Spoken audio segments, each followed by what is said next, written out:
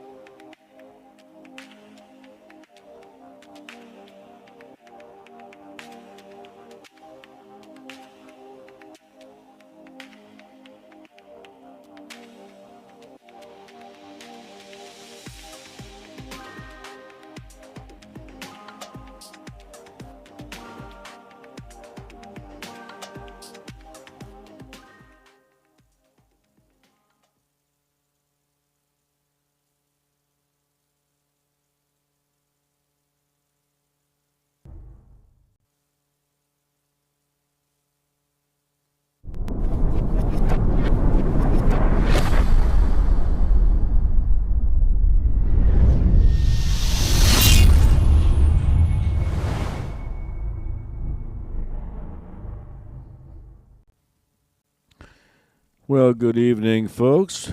After a little time off, Papa D. I'm back with you here from Central Florida. Hope you're all doing well tonight. Thank you for coming in this evening. Spend a little bit of time with the old guy.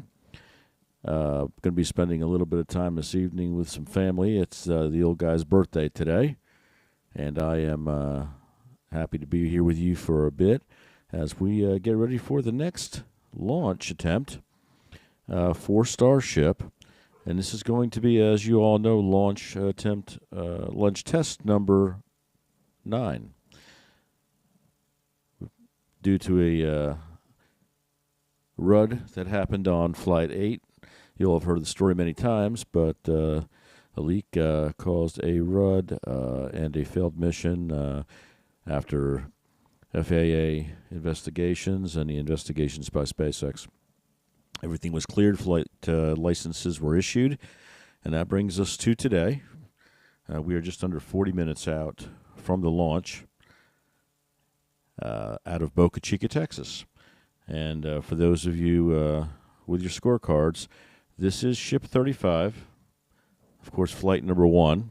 We have not yet been able to recover or attempted and received recovery of a ship yet. So this will be first attempt for Ship 35. And Booster 14. This is the second attempt or second flight of this vehicle. Previously, it was used on flight number 7 and recovered. Unfortunately, this evening, we will not be attempting a recovery on the chopsticks. This will be a soft landing in the ocean. Trying to get as much data, as much detail after a lot of changes have been made, a lot of updates. There will be a number, and I believe it is 8, but they are Starlink simulators.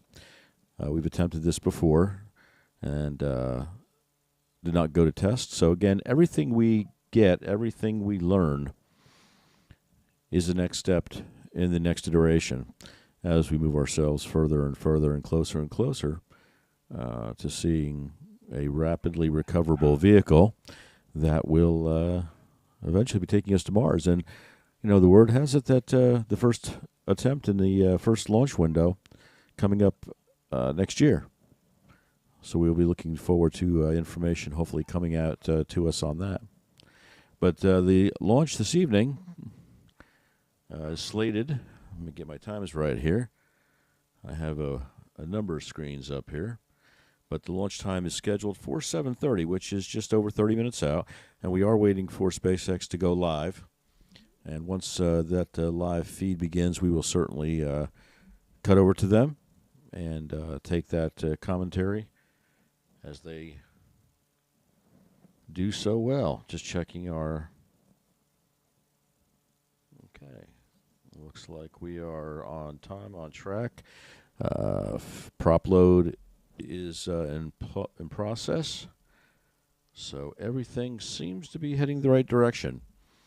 Again, we're looking at a launch time of approximately 7:30 if there's no changes, delays, or anything causes that clock to change. But again, I want to take a second here to welcome you all back. With all been going on a lot lately, I have not had the time to put up the streams and the feeds that y'all were used to. We're going to be changing that and getting back on a regular cadence, hopefully, here shortly.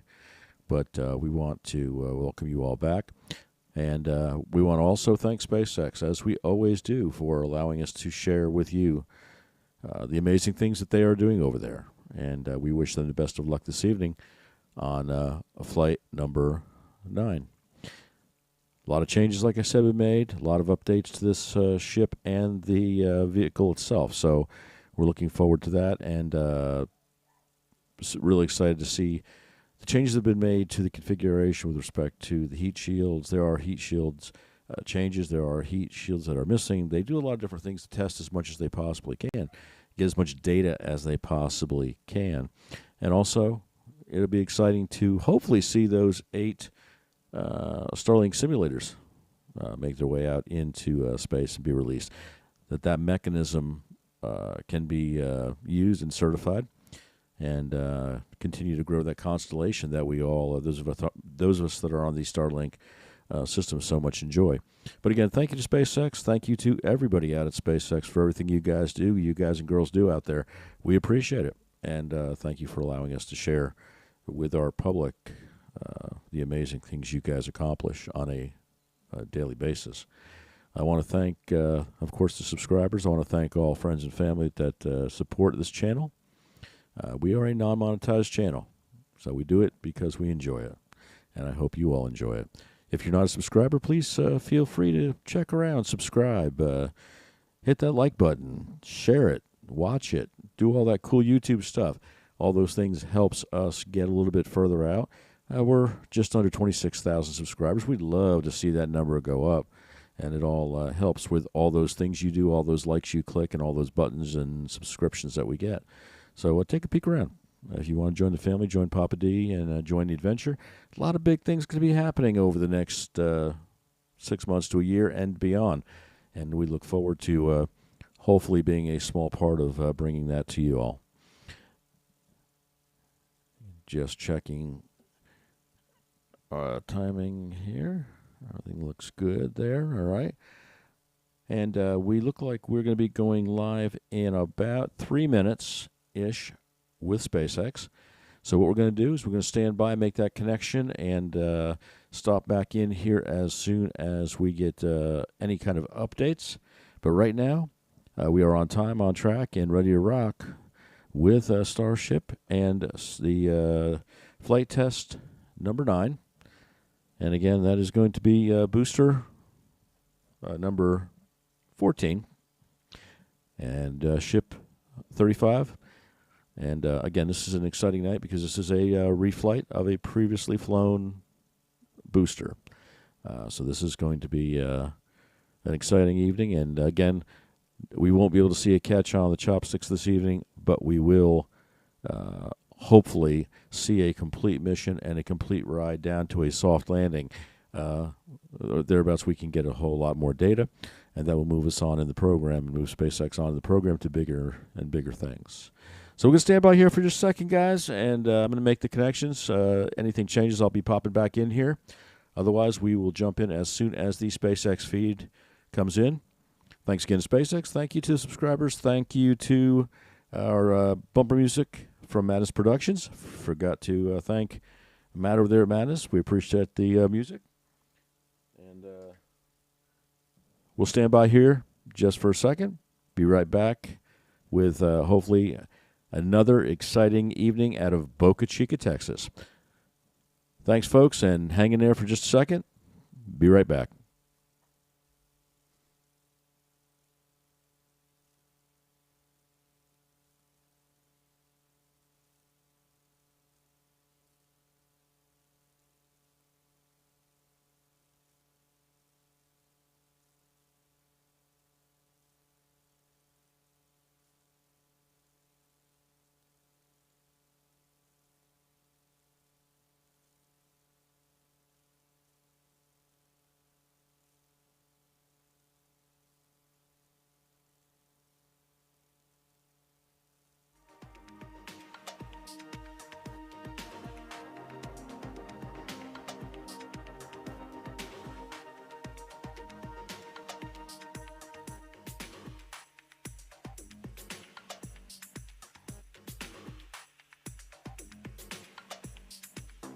The launch mount, that's 33 Raptor engines on the first stage, on the booster, and on the right, that's a view inside of the ship. So you're looking down at the top of the booster at 6 Raptor engines inside the ship. Those are what's going to power it to orbit. Now, that second stage is also what will one day carry cargo, payloads, people, everything that's going to space. It's also going to be responsible for in-space propellant transfer. That's where we're going to take 2 starships, meet them up in orbit. One will be able to transfer propellant to the other. That's a really critical capability for Starship to do all of these missions beyond low Earth orbit. That also unlocks our ability to send huge amounts of cargo, tremendous amounts of people to destinations far beyond Earth. Yeah, the Super Heavy booster is designed to launch, separate, flip, and return to the launch site where it can be caught by the chopsticks on the launch tower. Though, as we mentioned earlier, we are not attempting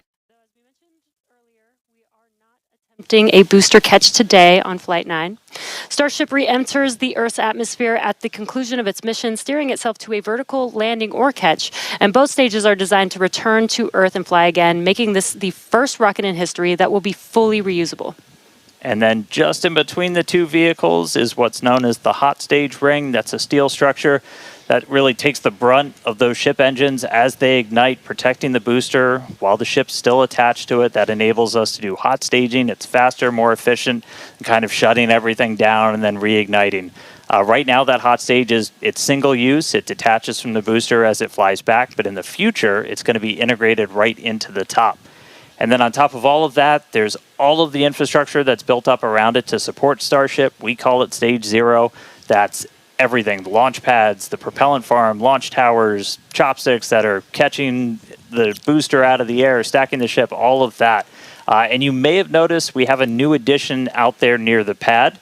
The orbital launch mount for Pad 2 has officially been installed. That's starting to come together. Just like Pad 1, Pad 2 has a launch mount. That's where you're going to put Super Heavy on top. We also have a launch tower with arms, a little bit shorter on that one. That's going to be used to stack the Starship on top, put the booster on top, catch the booster, catch the Starship. We did put the orbital launch mount on there. That's responsible for routing all of the propellant to the booster ahead of flight. Underneath it, you've got flame deflectors, the water deluge system to disperse all of those forces.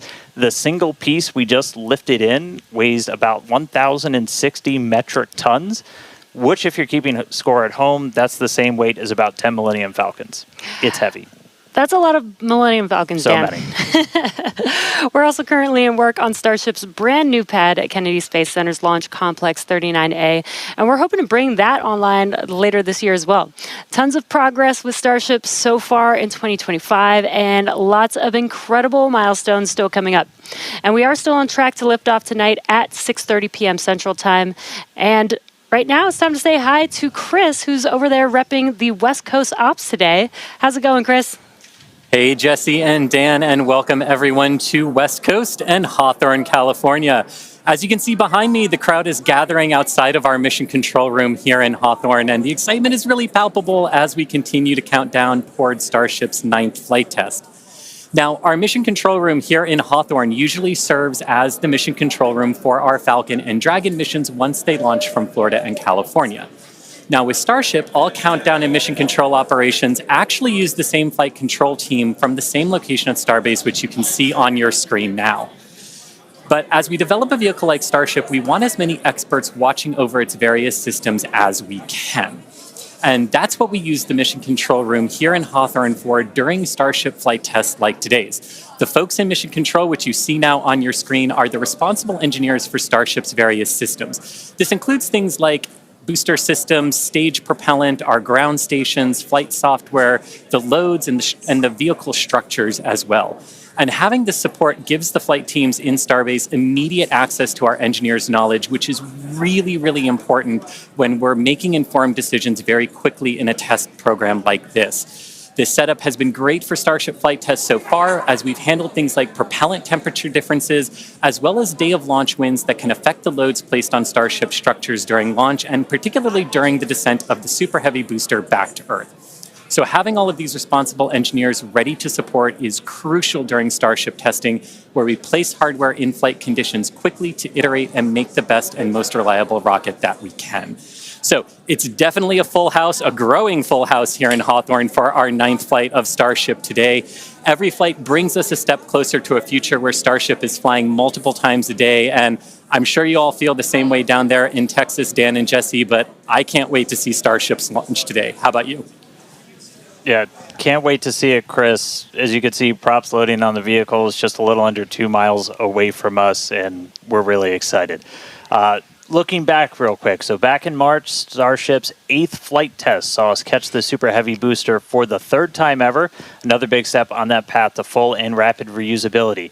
Unfortunately, the Starship upper stage did experience what we call a rapid, unscheduled disassembly before it finished its climb to space, which meant we didn't reach all of those additional mission objectives that we had set.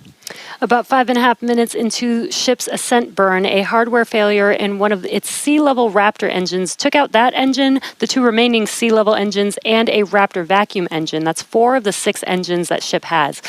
This was a different failure than we saw on Flight 7, and the fixes that we put in place did work as expected. So this was a new issue on Flight 8. So welcome to iterative engineering. That's right. Losing hardware is a potential outcome of any test program. That's why we're always prepared with safety measures in place and also ready to have boots on the ground to assist with anything like debris cleanup. We can coordinate with all the necessary parties, organizations, administrations for safety in advance and in an ongoing basis during our test campaigns to plan for as many possible outcomes. Definitely do want to say thank you, though, to the people of the Bahamas, the government of the Bahamas, who worked with us so closely since Flight 8. We took full responsibility for the cleanup, and in doing so, we had people on the ground in the Bahamas within 12 hours to help with debris recovery.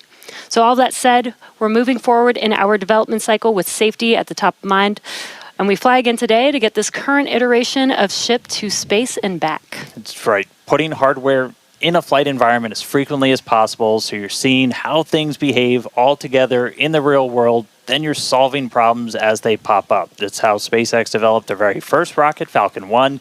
Same philosophy was used to develop Falcon 9. Today, we're looking to get our first re-entry with the latest iteration of ship, while intentionally stressing the Super Heavy vehicle during its return to get data on its boundaries. And by stressing, we mean that we'll be pushing the flight envelope of Super Heavy as we fly at a higher angle of attack during descent towards the Gulf. Angle of attack in this case means that Super Heavy is pitched up to maximize drag and slow return. Because of this test, we will not be attempting to catch and recover Super Heavy, which again is flying for its 2nd time today. So for a brief moment, this booster will hold the title as the Super Heavy flight leader. That's right. All right. Lot still ahead for today. Let's get into it real quick with this overview. As always, everything starts with a liftoff. 33 Raptor engines igniting. Super Heavy pushing itself and Starship into ascent over the Gulf. It's going to continue for about 2.5 minutes before we get to hot staging. Ship will ignite its engines. Booster will do its boost back burn and begin its flight experiments back for a hard splashdown in the Gulf of America. Meanwhile, ship continues its burn into space. And ship will remain suborbital. We will be deploying 8 Starlink simulator satellites and then head towards re-entry. We'll relight a Raptor engine as well as test experiments during re-entry, such as missing tiles, metallic tiles, loading the vehicle's flaps, and then ship will attempt a flip maneuver, and if all goes planned, we'll conclude the test with a soft water splashdown in the Indian Ocean. So that's what we have on the menu for Flight 9 today. Whole lot. Flight 8's Rudd taught us new lessons about Starship hardware, specifically the Raptor engines. And as we touched on earlier, the root cause was traced to a hardware failure in one of Starship's 3 center Raptor engines. Yeah, just since that flight, we've done more than 100 long-duration Raptor tests at our facility in McGregor. Huge shout-out to that team for really putting in the work to better understand what happened. As a result, the engines that are on Starship's upper stage on the pad right behind us have a few changes. One of the key ones we did was additional preload on some of the joints, essentially some additional torquing, a new nitrogen purge system for the engines themselves, and made some improvements to the propellant drain system. After our first ever super heavy refurb campaign, we static fired with all 33 Raptor engines. This was a chance to see all the hardware operating together, and for this flight, our teams had an opportunity to make adjustments or hardware replacements for this first ever reflight of the super heavy booster. And then it was ship's turn. We took it through several static fires. First, we did this short duration single engine burn to simulate an in-space reignition of Raptor using those header tanks, those smaller tanks up in the nose cone. We also completed a longer duration 60-second burn with all 6 engines, so where you're really putting the entire propulsion system that's going to be used for the ship's ascent into space through the paces, making sure everything's working together before we go stack it on the pad. And in the end, these changes represent the core of our test program. And reflying a booster for the first time is a major milestone, especially so early in the flight test program. Now, Falcon did it in just over 30 flights. And Starship's doing it today on just its 9th flight. It's not wild just because of how much faster that is, but just how much bigger Starship is. Falcon 9 can lift about 23 metric tons into orbit. Starship is designed to lift 200. That is so exciting. And on top of that, we're also reflying engine 314 for its 3rd flight, which you might recall is the engine with a pie on the nozzle. And there you can see that engine there. It is a milestone, most definitely, but we do remain focused on getting to the point where no refurbishment is needed between any of the flights. Yeah, that means we want to launch it, bring it back, look at it, reload propellants, go again. That is really what's key. That is what full and rapid reusability will look like. We're coming to you today from Star Factory, our new 1 million square foot manufacturing facility in Starbase, Texas. The Super Heavy booster is the first stage of the Starship launch vehicle stack. It's the largest boost stage ever developed for any rocket ever. Having the largest rocket ever is a very cool engineering feat, but the thing that really makes a difference is the ability to rapidly reuse that rocket to launch many other missions. Reflying Booster 14 is an important first milestone in that we have proven that we can recover a vehicle, turn it around, and fly it a second time. But it's not a victory lap yet. From an operational perspective, an ideal state looks like a vehicle where very few things have to happen on it in order to take back off again. So we catch the vehicle, put it back onto the launch mount, put a new ship back on top with its payload, refuel, and take back off. And that same booster will come back to the launch mount, and we do the same thing all over again. Falcon is, reusing at a pretty high rate, and we get to go look at them and say, what did you learn? What is good? What is bad? And as we continue to build the Starship process. Zero-touch refurbishment really looks like a commercial airliner. The advantage we have on Booster relative to when we developed Falcon 9, for instance, is this was really designed from the outset for rapid reusability. We're using all of the flight test learnings from our version 1 and version 2 vehicles in our orbital flight test campaign to inform the design of our version 3 vehicle.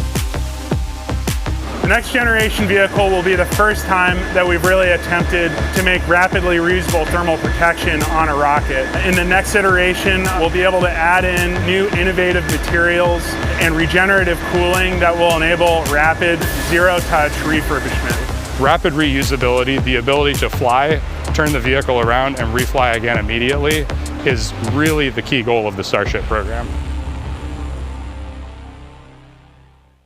It is so cool to see our teams working together as Starship is learning from Falcon with reusability, and now we're seeing Starship do the same thing today.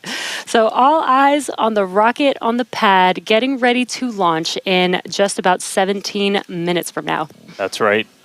Looking at our levels real quick, we're a little bit more than halfway full on fuel and LOX on the booster, over 80% full on the ship, so we'll have to fill those header tanks. but everything looking good. We're not tracking any issues on the range. As a reminder, we watch sea states, air, and land around the launch site here and also over in the Indian Ocean where we're going to be doing our reentry. Not tracking any blockers to launch at the moment. Weather is gorgeous, has not been a concern all day for launch.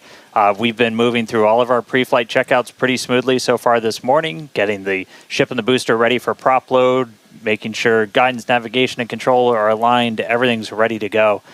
You can see with the frost coming off, we're getting pretty full. We started loading all of the propellants on board both ships about 45 minutes or so before launch. They kind of stagger where we start with ship and then move into booster. We're going to continue loading these propellants on board until just about 3 minutes before liftoff. We'll close out on the ship first and then on the booster. But bottom line, everything's looking great. Not tracking any vehicle issues, range issues, weather issues.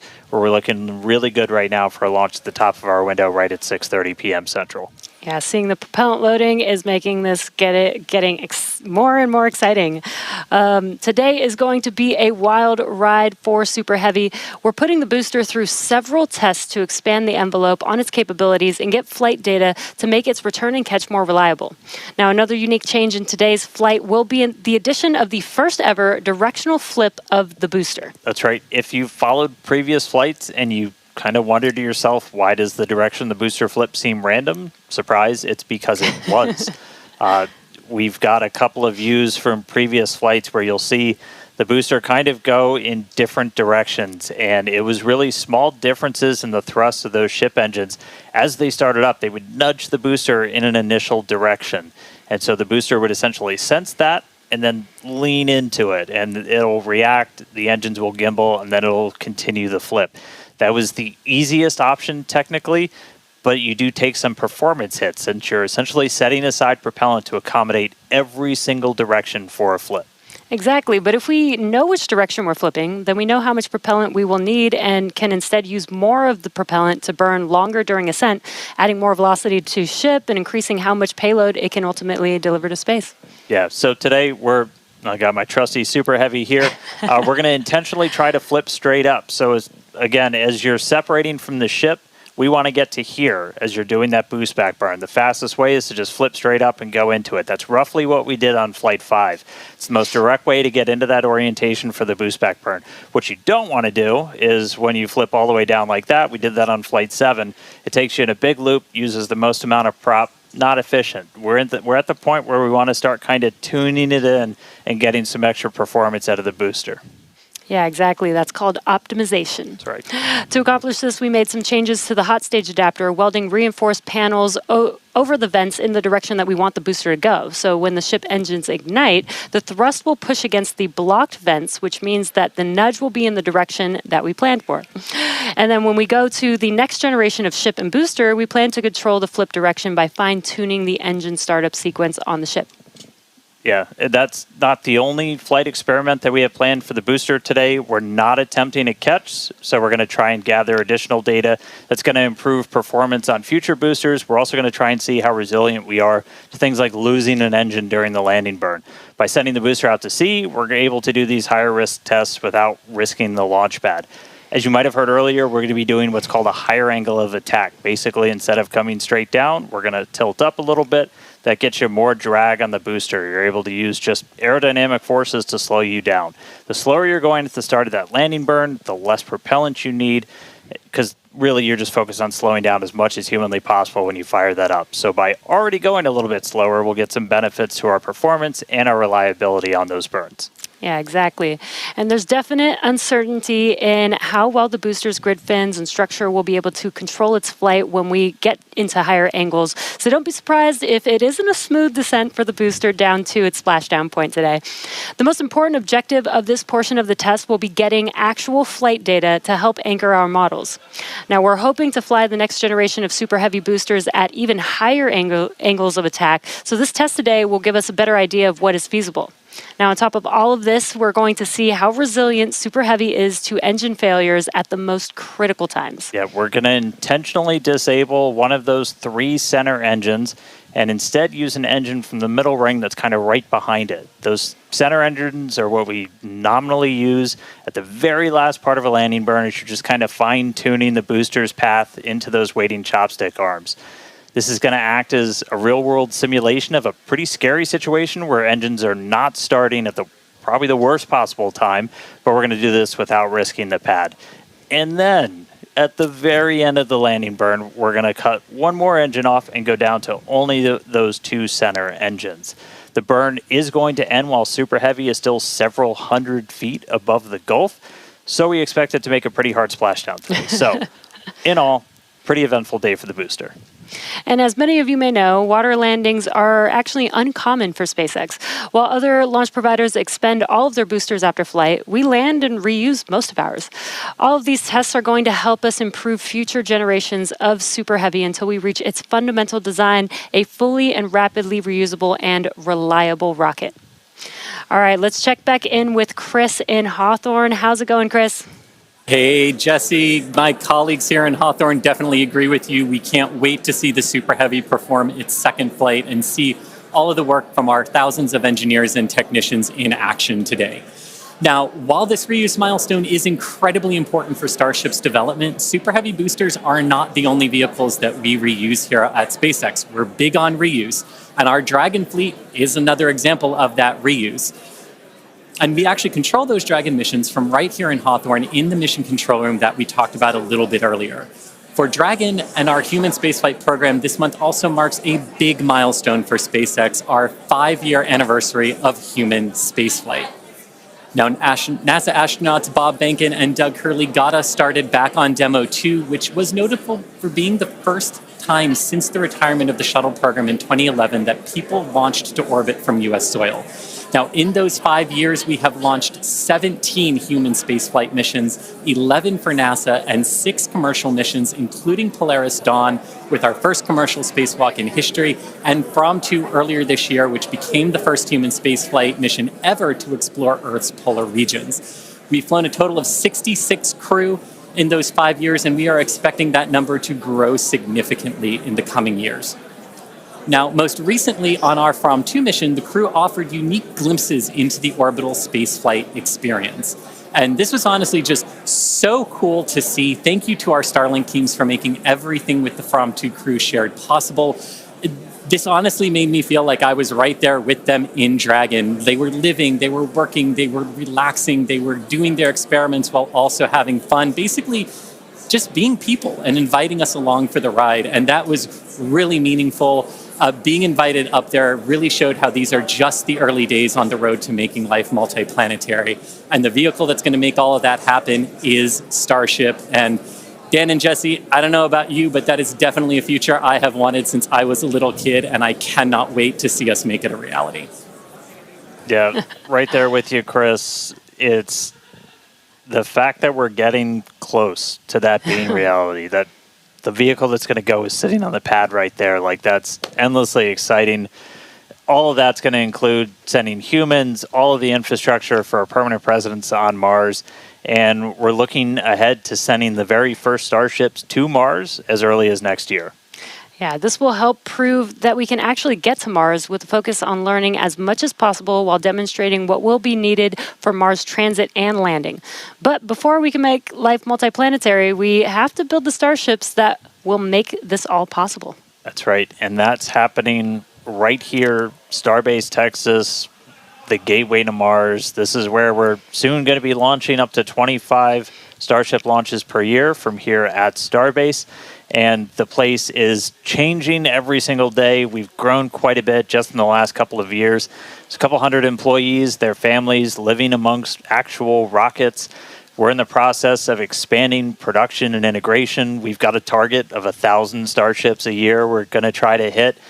And recently, we did become a city of our own. We're the first city in Cameron County in 30 years. And that's just going to help us scale more quickly, try to build out the best community possible for all the people that are building the future of humanity's place in space. Starbase pretty easily one of the most inspiring, exciting, unique places to live and work on the planet. As usual, shameless plug, we're always hiring. Come help us build the gateway to Mars. Visit spacex.com/careers. You can see all of our openings. And this is my first time in Starbase, and Dan, the Star Factory is a manufacturing engineer's dream. To be able to build a factory like this at such a large scale with such a large scale vehicle is so wild to me. And though I'm just visiting, Chris is hanging out right where I call home base. So let's check back in with Chris in Hawthorne. Thanks, Jesse. Yeah, everything here in Hawthorne is looking good. The crowd is gathered, really excited to watch the hard work of all of their colleagues come to fruition here for Starship on its 9th flight test. Not tracking any issues. We are excited to watch Starship do its thing today, make it halfway around the world, and test a lot of those critical in-space maneuvers and operations that will be vital for the program's continued operation. So Dan and Jesse, we can't wait for liftoff. Let's have a good flight today. Thanks, Chris. Now, if you're just now joining us, where have you been? But we're glad that you're joining us now. We are at T-minus just under 6 minutes until liftoff of the 9th Starship test flight. So far, the range is looking good. All the airspace and trajectory area that we are going to be launching through is looking good for our test flight today. Weather has been great. It was a little rainy and windy this morning, but it cleared up. It looks beautiful here in Starbase, and propellant loading continues on both stages. All right, yeah, it is continuing. We're a little over 90% full on our booster. We are pretty much full in the main tanks on ship, filling up those header tanks. We're going to continue loading prop for about 2 more minutes. Once we're done with that, you've got just under 11 million pounds of liquid propellant spread across those 2 stages.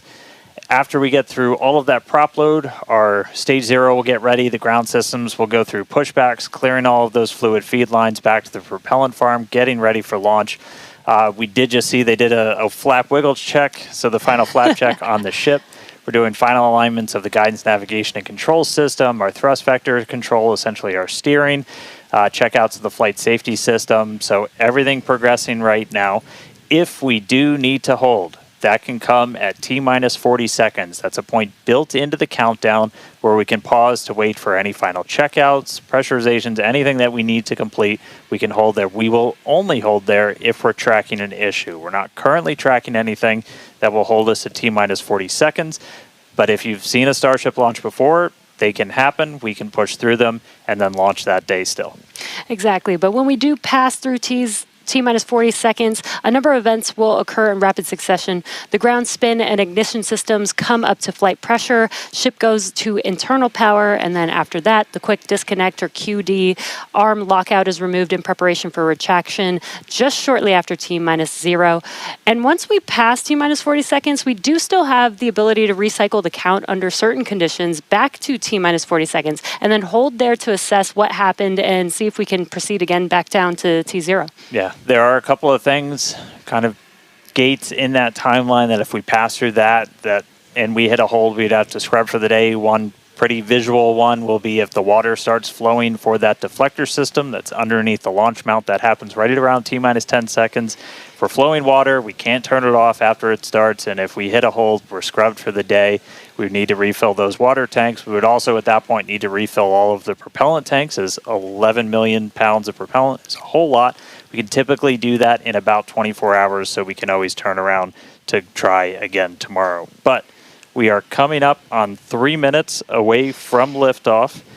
We should be hearing that we're closed out of prop load on the ship at this point. Booster coming up shortly. Wow, the weather just looks amazing there with Starship on the launch pad. Just about 2 minutes and 45 seconds from T0 with a lot of objectives for today. The booster, the Super Heavy booster flying today, will be flying for its 2nd time. Last flight was on Flight 7 and just turned around in 2 flights, which is pretty incredible. I'm super excited to see that booster fly again. All right, we did just hear we are going to hold at T-minus 40 seconds.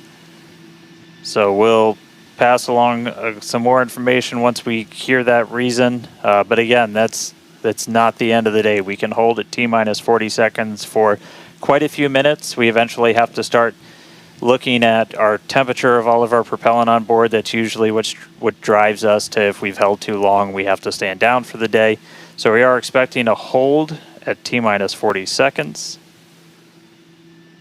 Sounds like we're going to be doing some additional checkouts on the booster Raptor while we're at that T-minus 40 second mark. So we will expect to see the clock pause at T-minus 40. And then again, we've got a couple of minutes. They can work through the issues. If we're able to clear them, we can still launch today. If it's something that we can't, we can always stand down, turn around, recycle, fly again tomorrow. Again, that's really important. This is what terminal count is exactly for, is to be checking the vehicle, monitoring the vehicle systems as it makes its way down to T0.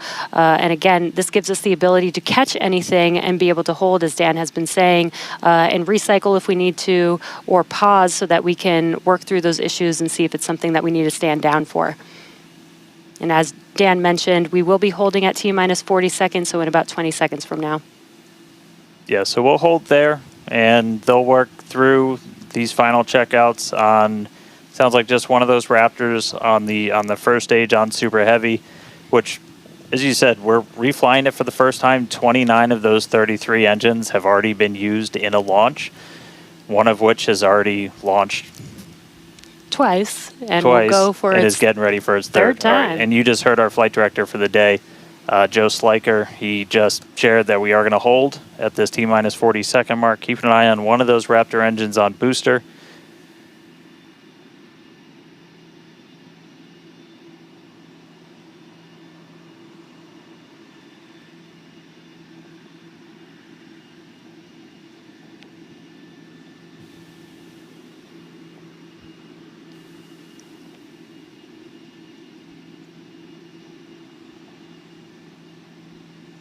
And if you're just now jumping in, we are holding still at T-minus 40 seconds. Watching one engine, waiting for temperatures to kind of get to a zone that we want them to on one of the engines on the booster, on the Super Heavy booster, getting ready for its second ever flight.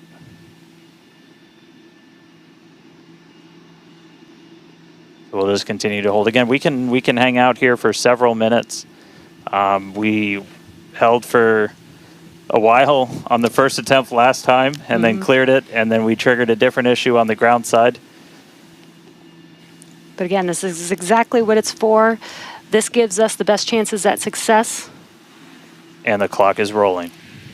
There we go. All right. T-minus 30. Let's listen in. Watch that first flight proven Super Heavy. Get ready to take off from Starbase.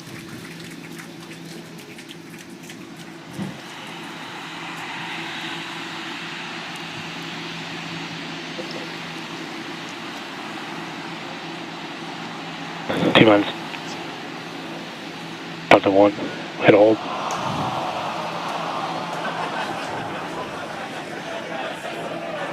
We did have a hold. And looks like the clock jumped back to T-minus 40 seconds.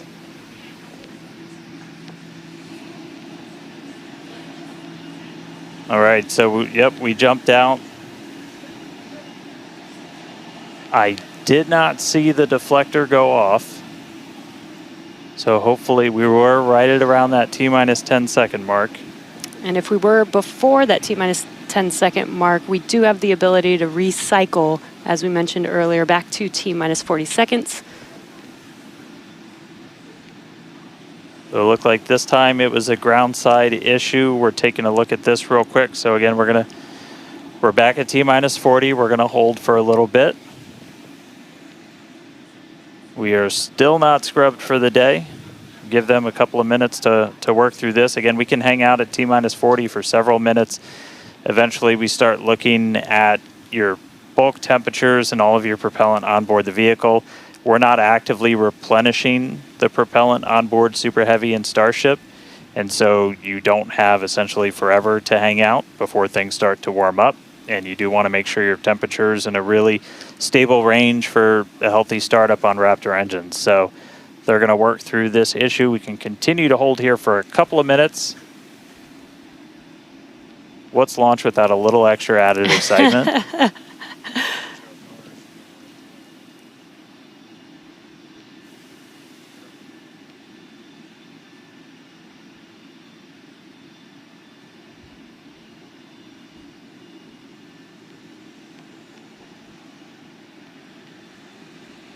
All right, so cumulatively, we've held for a little over 3 minutes between the two holds. Again, this is a ground side issue on our tower. The techs are looking through the data right now to see if it's something that we can either work through or if it would cause us to have to stand down. So we're continuing to hang out with them, holding at T-minus 40.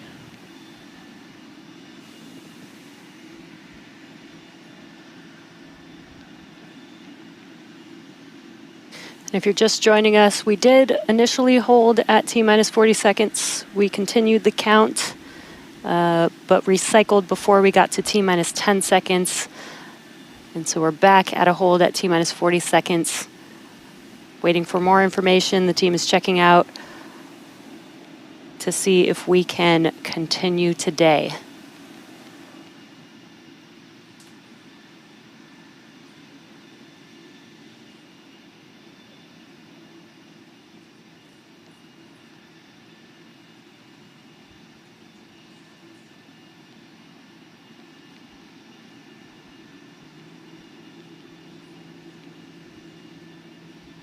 And we're continuing to hold here at T-minus 40 seconds. We've been holding for just about 5 minutes now as the teams evaluate if we can continue to T0 for Flight 9.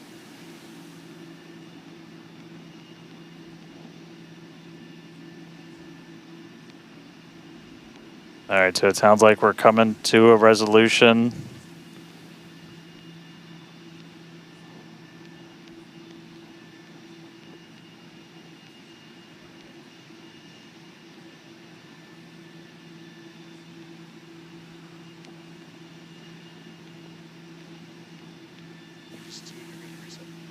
All right, so we are getting to a resolution. We're going to reset everything.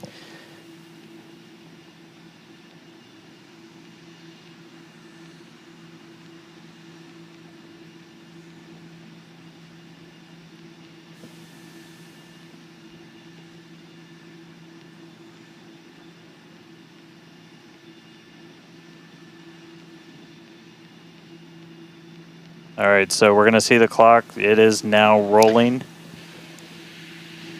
There we go. We saw an issue with that quick disconnect to the ship.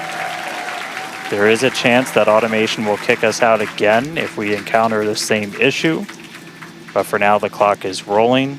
We'll see if we pass around that T-minus 10 second mark.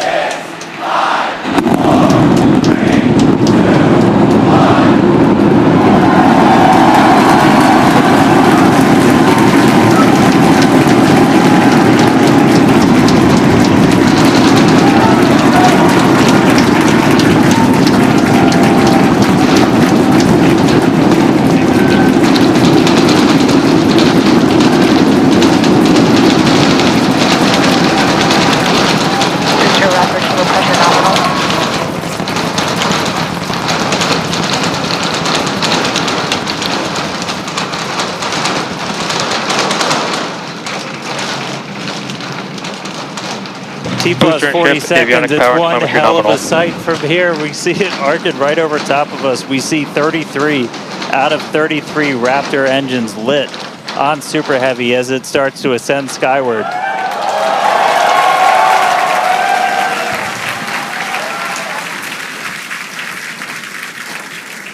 Coming up on maximum aerodynamic pressure, then only about a minute and a half until we get into hot staging.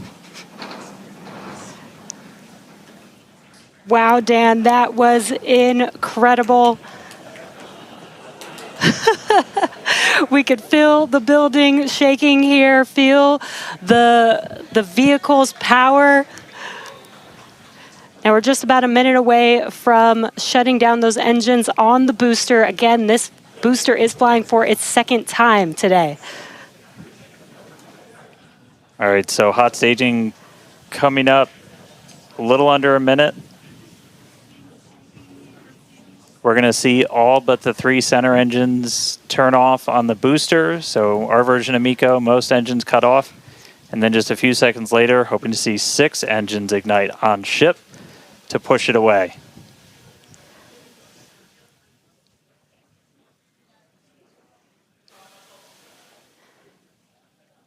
All right, hot staging, about 30 seconds.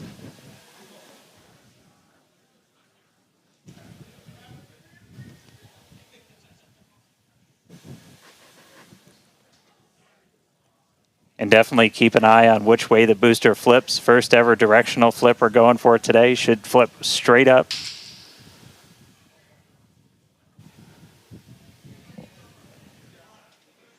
See those engines powering down? Booster engine cutoff. Ship ignition. Stage separation. Incredible flip by Super Heavy booster, and you can see those 6 engines, those 3 engines on the ship ignited. 6 healthy Raptors running on ship, on its way to space. Peek that engine view. Booster doing the boost back. Chris, how's it looking over there in Hawthorne, man? It is looking... chamber pressure is nominal. It is looking absolutely incredible here in Hawthorne. As we said, 6 healthy engines on ship. We've got 13 out of 13 engines on the booster. Now down to those 3, which is what we expect in the final moments of the boost back burn. Now, as a reminder, we are not recovering the Super Heavy booster today. We are instead going to do some... Booster shutdown. And there we had a good shutdown of the boost back burn. Next up will be the jettison of that hot stage Ship ring. avionics power and telemetry nominal. Great call out there that everything looking nominal aboard the Super Heavy vehicle, which is returning to Earth, and we're going to be doing some experiments with it, including a higher angle of attack re-entry, as well as some engine tests as it gets closer to the Gulf. We are, again, because of these tests not recovering it, we are sending it to the Gulf on purpose to do those tests. But again, you see the booster on the left-hand side of your screen. You see ship with 6 healthy engines continuing its ascent to its planned suborbital trajectory. Everything going very well so far for Starship's 9th flight. Now 4 minutes, 15 seconds in. Great views from inside of the aft engine area of ship there, looking at those 3 sea level and 3 Raptor engines on the right-hand side of your screen. The booster doing its LOX dump, that liquid oxygen dump. So because we don't need some of that liquid oxygen propellant in its tanks, we vent that propellant out to lessen the booster's mass as it comes in for its landing. Just absolutely gorgeous views watching these 2 vehicles do their respective things in the skies over Texas here today. And Dan, we're approaching the 5-minute mark into the flight. Super Heavy is descending rapidly. What can we expect here in the next few minutes as it does its atmospheric tests? Yeah, now as we had talked about, Super Heavy might not have a very smooth ride down. We're going to be putting it through this higher angle of attack. So we're kind of pitching it up a tiny bit, increasing drag. We've done this in wind tunnels. We've done this in computer modeling. It shows that sometimes the control isn't great, but only one way to really prove it out, and that's to get real-world data. So here comes Super Heavy. It should be igniting for its landing burn in just about 40 seconds from now. And we are going to relight 13 engines, then bring that down to 3 engines. As we talked about earlier, we will be intentionally shutting down. We will be shutting down one of those 3 center engines intentionally to push the limits of the Super Heavy booster. Ship Raptor, chamber pressure is nominal. And continuing to see 6 healthy engines on the ship. 3 sea level and 3 vacuum engines still ignited as the Super Heavy booster is making its way back down to Earth. We can see those grid fins doing some heavy work. Booster landing startup. Ignited for our landing burn.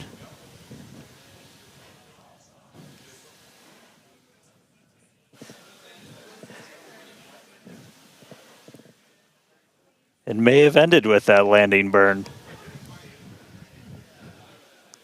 Does look like we lost telemetry from the booster once we started into that landing burn. Did you hear confirmation that the booster did demise? So the booster's flight ending before it was able to get through landing burn, but again, we are not bringing that back. We were expecting it to make a hard splashdown in the Gulf. We were getting live data back the entire time through that high angle of attack flight, so that was something that was really vital for us to get during this reuse. First free flight of booster in the books.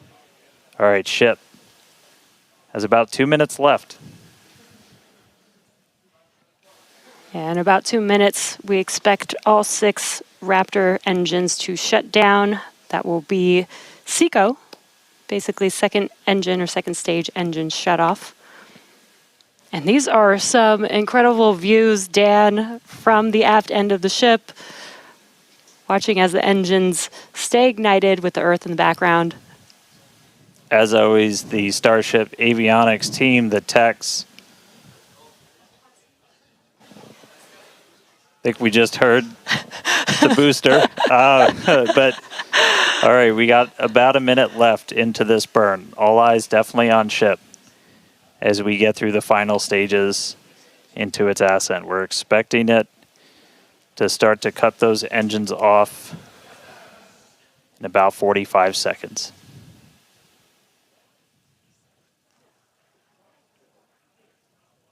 Terminal guidance.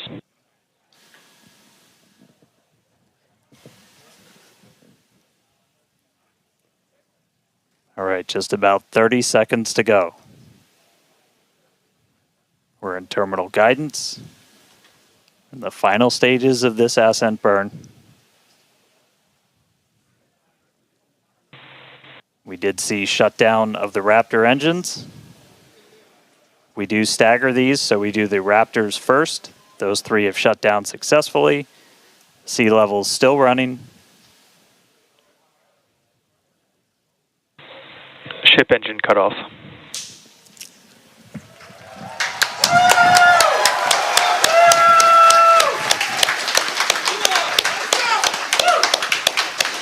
Ship engine cut off, the 3 most beautiful words in the English language. And great call out that we had nominal insertion.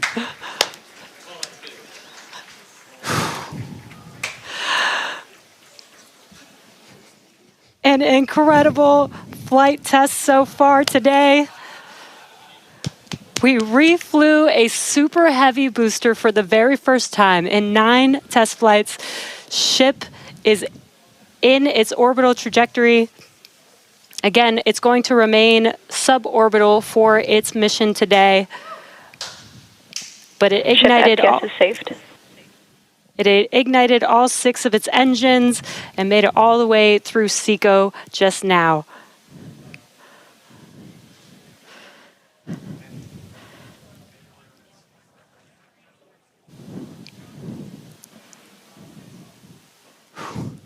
What a moment.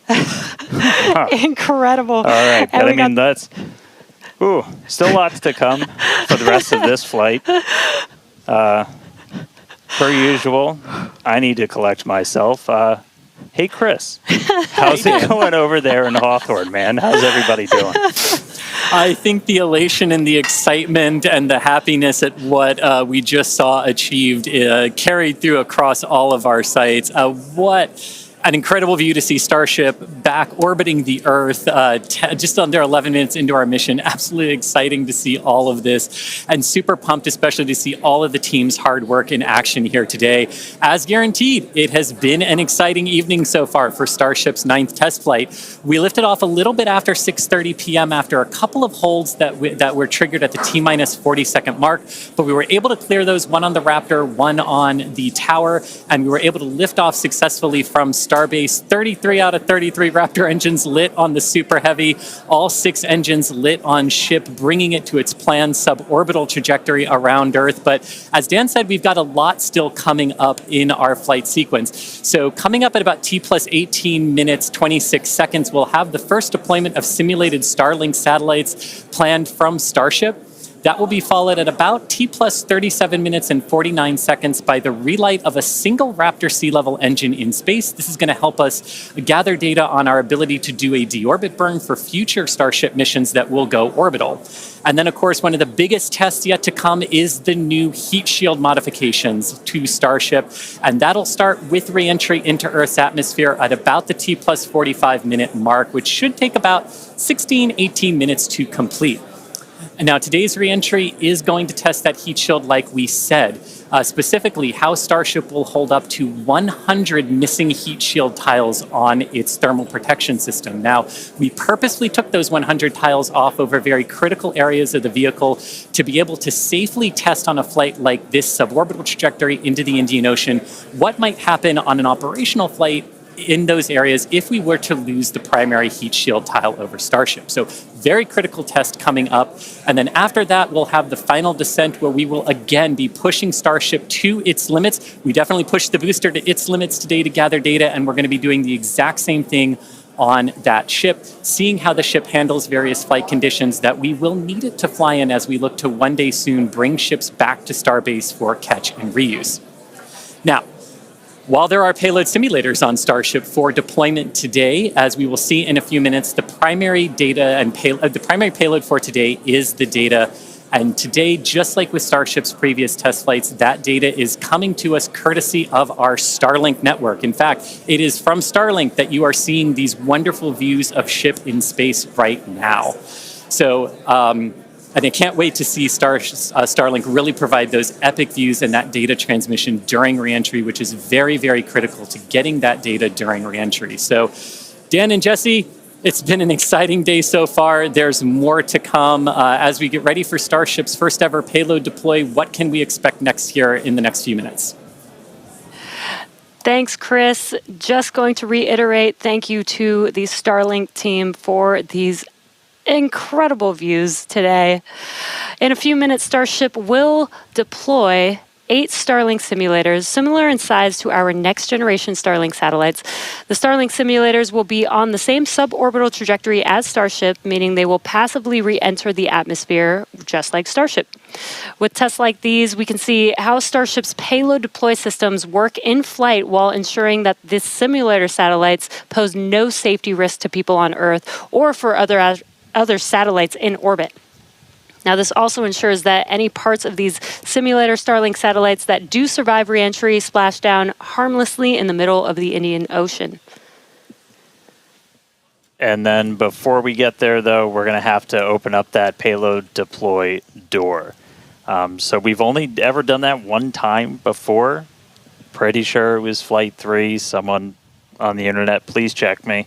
But that was the only time we ever opened it. And we've had Starlink simulators on the last 2 flights, but we haven't gotten to this moment yet where we're able to open up the payload door and start deploying these.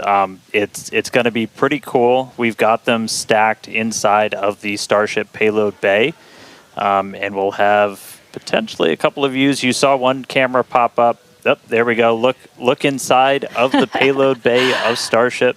You can see them stacked down in the middle of your view. There's kind of 4 on either side, so they're sandwiched on top of each other, a stack of 4 right behind each other. And then we're going to pop the door open. It's on the right side of your screen, so we'll see that open up and then start firing those Starlink simulators out into space. We are expecting the payload door to open in a little over a minute from now. And then once that payload door is open, about a couple minutes later is when we will start dispensing those Starlink similars. That's what a view great right view. at the bottom of the stack. So should be able to see them kind of firing out from right there. So really cool. And eventually these are going to carry dozens of the next generation of Starlink satellite into space, and those are going to enable some truly insane things in terms of speeds from space and what we're able to do. Starlink's been really great for Starship, obviously. Getting live video back is really cool, but just the amount of high-speed telemetry, everything we're able to get back is insane. And for a development program, that's kind of everything. We're in excess of 130 or 160. My numbers are fuzzy right now, just like my brain is. But well in excess of 100 megabits per second of downlink. And a lot of that gets eaten up by video. We've got dozens of cameras across Starship. We added several more. For this flight, you saw a couple of those as we have essentially 360 degrees. Oop. Open the pod bay door, Hal.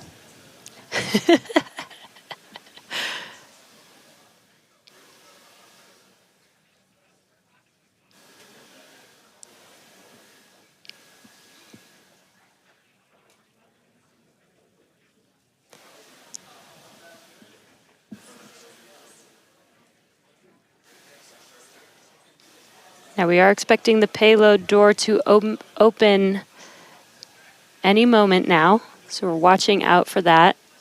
Again, you're looking at the inside of Starship as it's suborbital.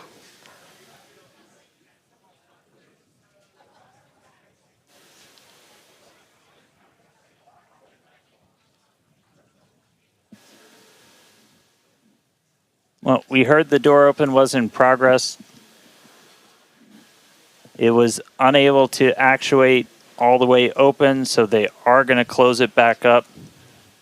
Hal told me no. He said, I'm sorry, Dan. Can't do that. Looks like we won't get the door open today. But that's okay. This is obviously a test we want to be able to do before we're deploying full-on Starlinks. But the real focus for this, now that we are in space, is getting to that reentry. That is the most critical phase of Starship that we still have to prove out.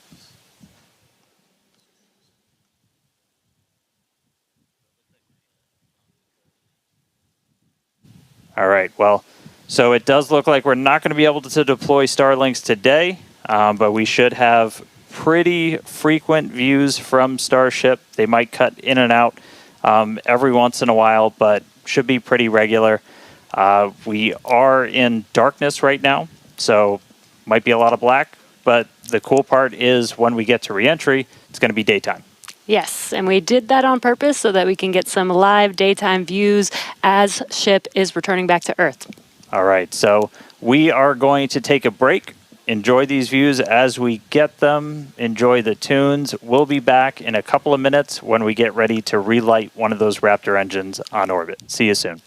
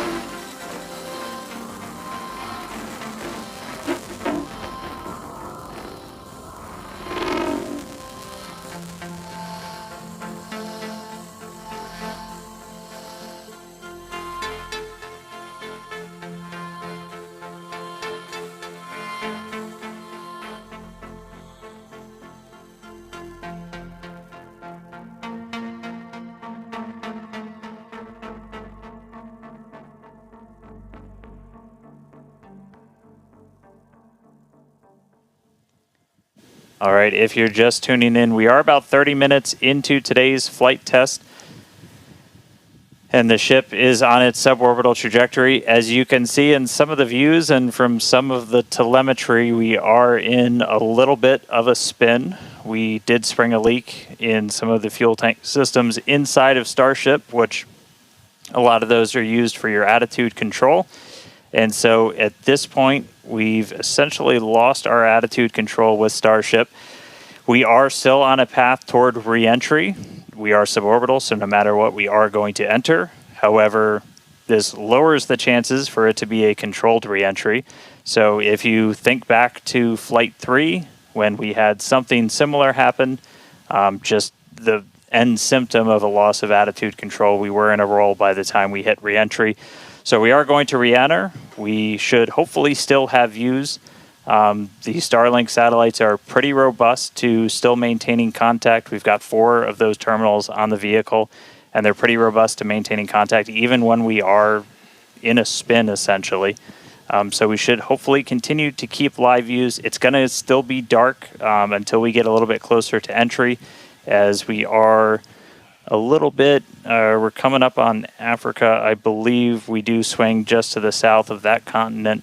And by the time we start heading out over the Indian Ocean, we'll start heading into a sunrise. So, not looking great with a lot of our on-orbit objectives for today, where we were hoping to do the PEZ deploy and relight an engine, and then really importantly, get into that controlled entry to really put the heat shield through the ringer. Nonetheless, Starship marching forward towards that re-entry over the Indian Ocean. So we'll continue to hang with it and give you any updates as things continue to change.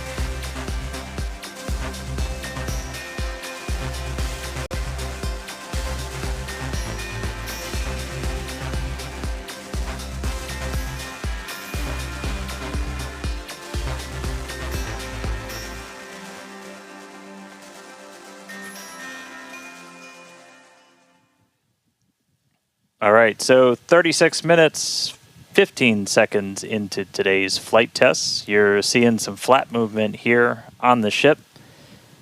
If you've been following along, we have essentially lost attitude control on the ship at this point. It is suborbital, so it's still headed to the exact same trajectory as before. We were not able to get that payload door open and deploy those nose cones. We've been dealing with some leaks on the ship. This is also what led to that loss of attitude control. So at this point, we are kind of in a spin, and we are also going to be skipping that Raptor relight.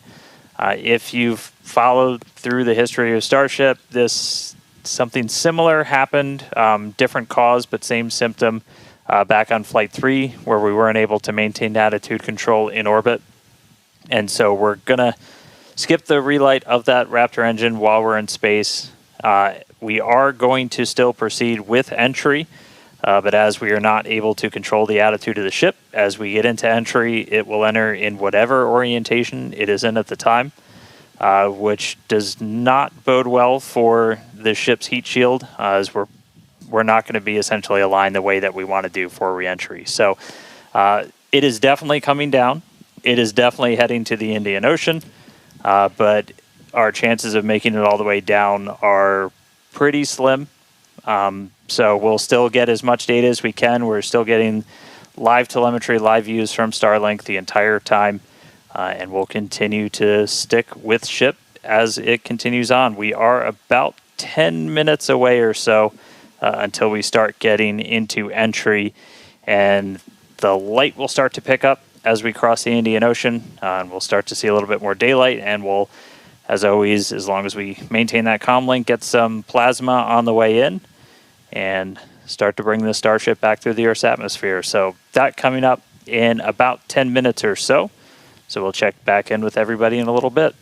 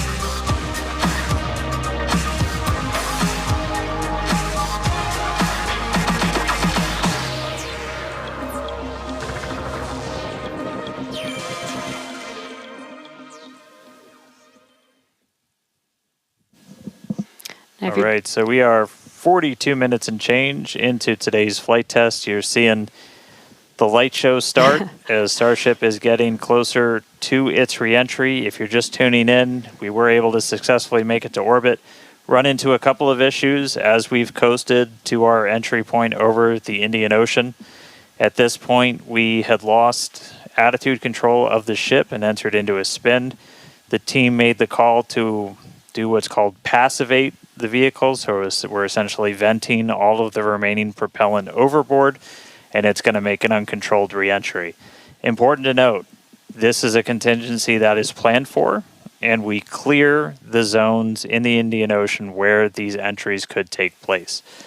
So we're not going to come down exactly where we would have had nothing happened, but we do clear a tremendous amount of space out in the Indian Ocean in the event that we run into this. We understand that there are always risks, essentially, with these flight tests, with the hardware, but we don't really accept any compromise when it comes to protecting people.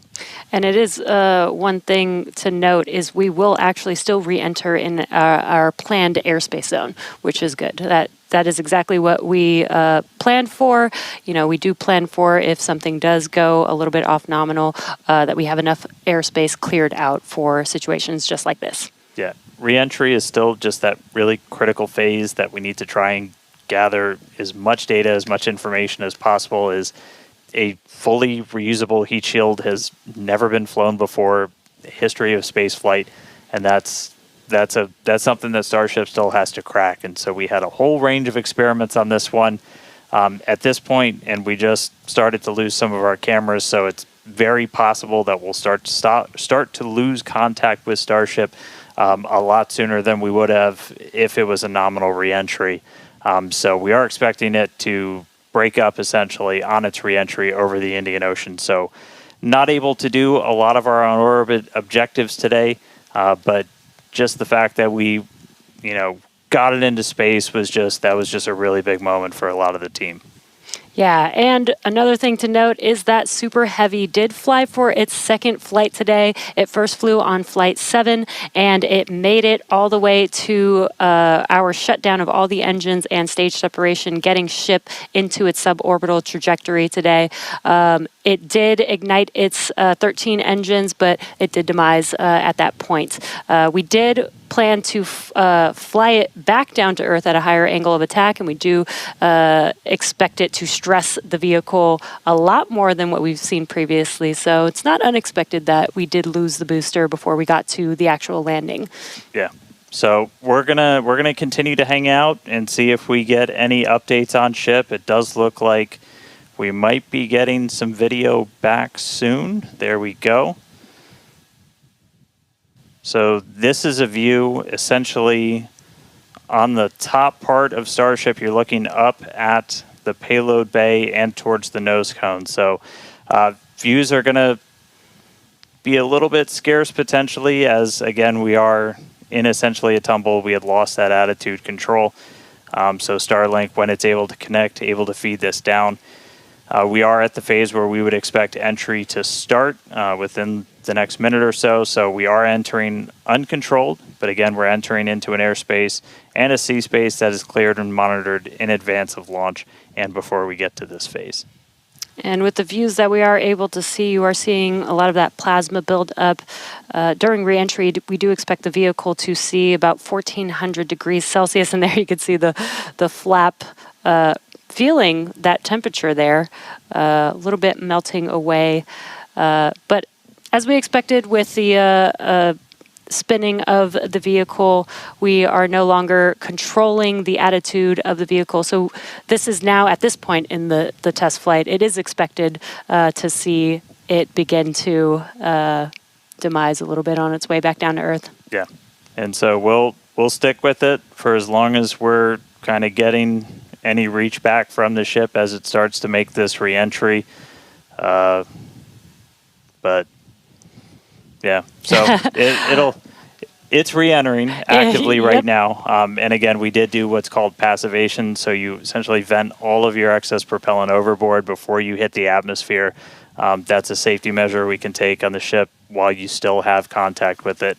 So that was done. It's now coming down in the predetermined hazard area that was cleared ahead of flight. Not controlled, so we're not going to get all of that reentry data that we're still really looking forward to.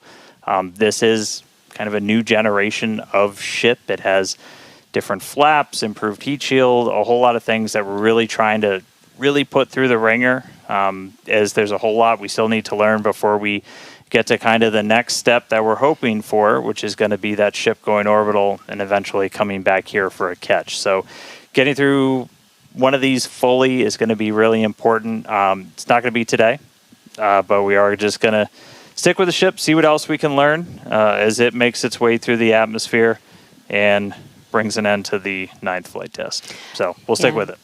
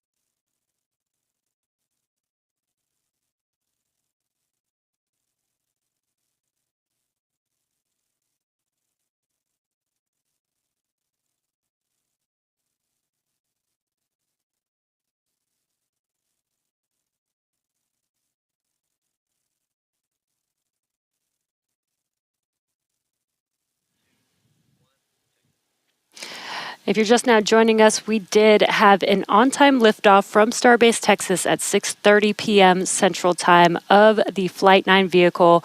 We did have some incredibly stressing objectives today.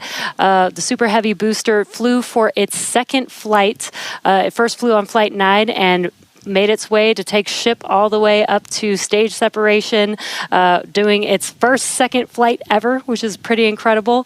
We did lose the booster on the way back down, as we did fly it back down at a higher angle of attack. So as expected, we did have it demise on the way back down. Yeah, we were able to get all the way to that landing burn, though. So we made it through that higher angle of attack. So a lot of great data that's going to help us improve those future booster flights. Yeah, we did do the directional flip, and it worked. Yep. It was actually Flipped a great right view direction that we saw.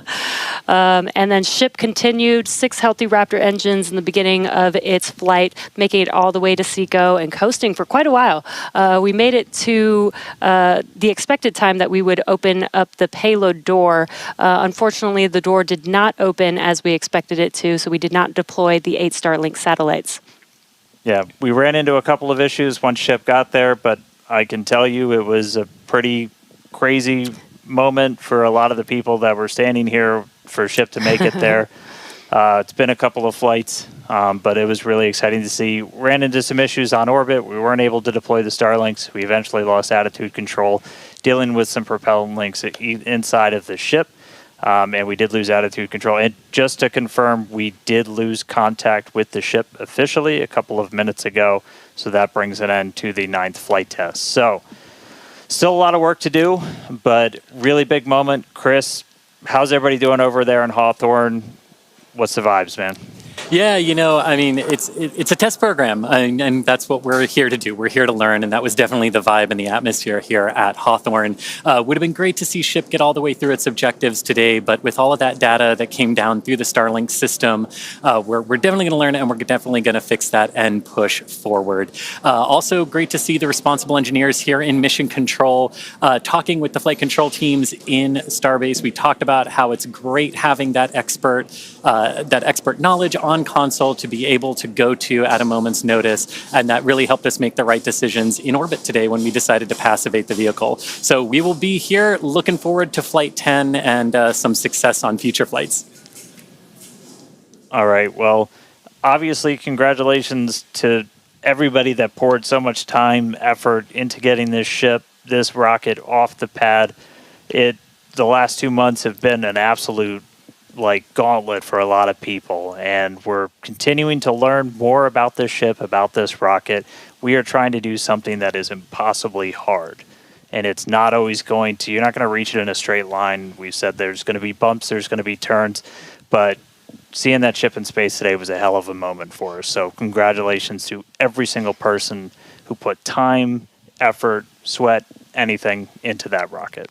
Yeah, this is exactly the SpaceX way. We're going to learn, iterate, and iterate over and over again until we figure it out.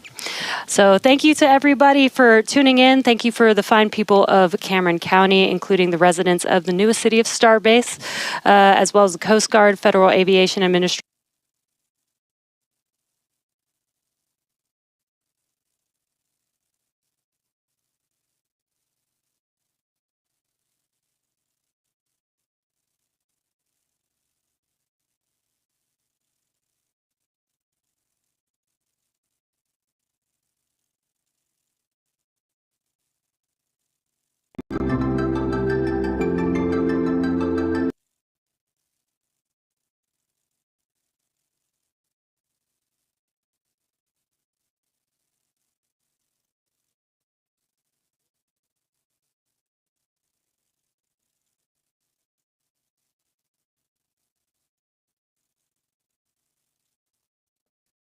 All right, everybody. That did not end how we all anticipated, but we did get to see a relatively on-time launch. A couple slight delays due to some cryo issues. Booster did not make it. We had a RUD on re-entry. Unfortunately, we also did not get to see the Pez dispenser make its delivery. The doors did not open, and just not too long after that, we lost altitude control, and unfortunately, ship is in the process of being lost at this time, if it hasn't already. But there's a lot of information that was to be gained by that. We did see all good engines on liftoff. We saw great engine activity on ship as it attained its initial orbit. It looks like we are still looking at fuel leak problems. That appears to be, at least from what we were told during the broadcast, that was the main culprit that began the process. Same outcome as the prior flight, but a different set of dynamics leading up to it. So at this point in time, again, we have a lot of knowledge that I know SpaceX has gained. That will all be fed forward into the next flight. And we hope that will be a successful flight. But this, keep in mind, folks, this is the process that the company is going through with the mass iteration. I mean, you launch, you fail, you launch, you fail, you launch, you don't fail, and they will get there. All the telemetry that came back is invaluable to the program, and I, for one. Call me a cheerleader, call me what you want, but I believe that, looking back at the history of SpaceX, this is just the bumps in the road that lead to the big things that we're going to be seeing down the road. So, again, we've had an exciting evening. We did have a launch, a couple slight delays, and again, that was due to cryo. I believe that there was a length of time that the cryo got a little bit out of temp. We were lucky that the initial deluge system fired off, but didn't completely fire off, so they were able to recycle on that. But everything looked good up until that point. Again, you have to keep a positive spin on this, no pun intended, that all of the information that is going to come back from these the pair of RUDs will be used to improve on the next iteration and on the next launch. And we will hit the point at some point here that this just becomes a memory and something that just goes on, and we will see a redundancy in launch cadence, and these things never happened. So with that, I want to say good evening, and I appreciate you guys coming out. Again, thanks to SpaceX. Thank you to all the people out at SpaceX, all the people who work out there and work so hard to make these things happen. Congratulations on all the things that went right tonight. Unfortunately, the things that went wrong,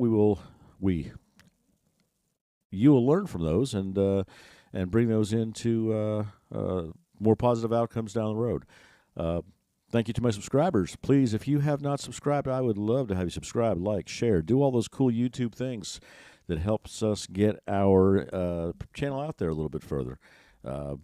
We appreciate you for being there. Thank you to Matt over at Maddness Productions for the bumper music. Thank you to SpaceX again, and to all of you for spending a little bit of time here with Papa D. We will look forward to seeing you guys at the next launch. We will have that up on the page very shortly. As soon as information comes out about the next Starship launch, most assuredly we'll get those out to you. So thanks again. We appreciate you coming out, and you all have a great evening and a great week. See you at the next launch.